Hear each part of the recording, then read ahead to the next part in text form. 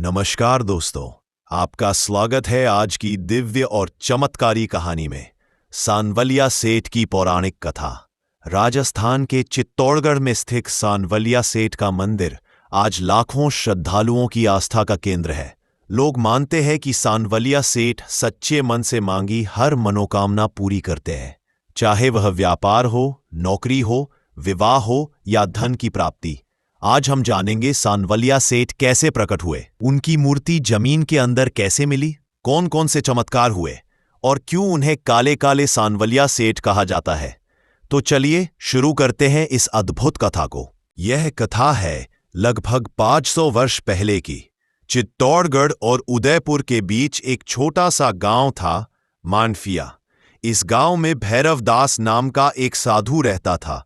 भैरव दास संत स्वभाव का, ईश्वर का भक्त और सच्चा तपस्वी था।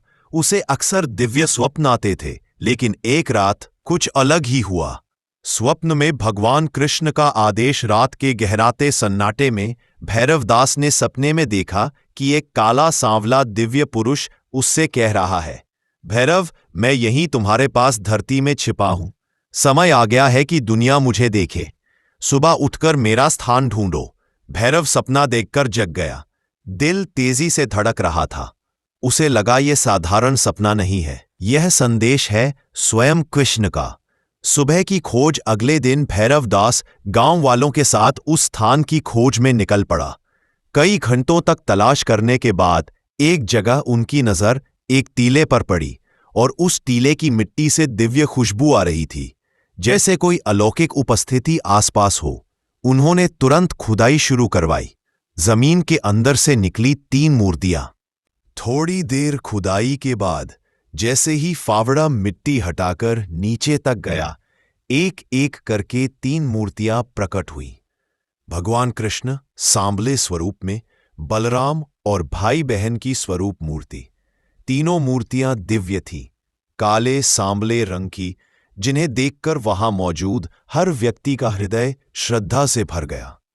सबकी आंखों में आंसू थे, क्योंकि यह कोई साधारण मूर्ति नहीं थी, बल्कि स्वयं सांवलिया सेठ का प्राकट्य था।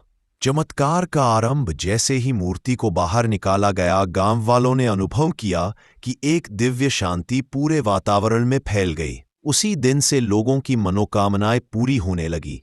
बीमार लोग स्वस्थ होने लगे, गायब पशु मिल जाते, खेती में पहले से दोगुना अनाज होता और गांव अचानक संपन्न होने लगा।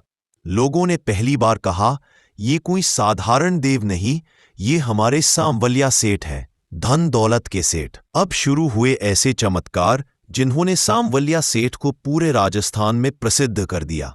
व्यापारियों का चमत्कार कहते हैं, एक व्यापारी रोज नुकसान में रहता था। वह सांवलिया सेठ के दरबार में आया और बोला, सेठ जी, मैं रोटी भी नहीं कमा पा रहा, मेरी मदद कीजिए। और अगले ही महीने उसे इतना बड़ा सौदा मिला कि उसका पूरा बिजनेस बदल गया। तभी से व्यापारी कहते हैं, पहले सांवलिया सेठ की रसीद, फिर व्यापार की तिजोरी खुलती है। मनोकामना पत्र लोग यहां एक अनोखी परंपरा निभाते हैं। कागज पर अपनी इच्छा लिखकर जमा करते हैं। हजारों पत्र मंदिर में रोज आते हैं। किसी को नौकरी चाहिए, किसी को दुकान चलानी है, किसी का विवाह अटका है, किसी पर कर्ज है, और लाखों लोग कहते हैं, सेठ जी ने इच्छा पूरी कर दी। खोया हुआ धन तुरंत मिलना। एक किसान रात को मंदिर से लौट रहा था। रास्ते में उसकी जेब से पैसे खो गए। वह वापस आया, रेत को हटाया और नोट एक एक करके वहीं मिले। वह रो पड़ा और बोला, सेठ जी खुद मेरी जेब संभाल रहे थे। आज भी वहां ऐसी सैकड़ों कहानियां मिलती है। सांवलिया सेठ मंदिर का इतिहास व महत्व। सांवलिया सेठ के 3 मुख्य मंदिर हैं। 1 मांडफिया, 2 भागल, 3 झाड़ोल। इन तीनों को मिलाकर इसे कहते हैं सांवलिया धाम। यह धाम राजस्थान का दूसरा सबसे बड़ा धार्मिक स्थल है। पहले स्थान पर केवल मेवाड़ का श्रीनाथ जी मंदिर है। यहां सबसे खास बात रोज लाखों का चढ़ावा, हजारों मनोकामना पत्र और 24 घंटे भंडारा प्रसाद। सांवलिया सेठ को लोग मेवाड़ का धन के सेठ भी कहते हैं, क्योंकि यहां आने वाले की आर्थिक स्थिति अक्सर सुधर जाती है।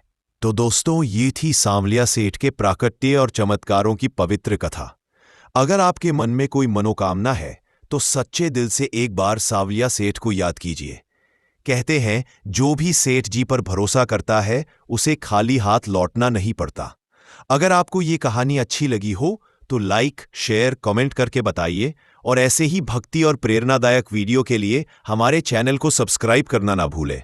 जय सांवलिया सेठ।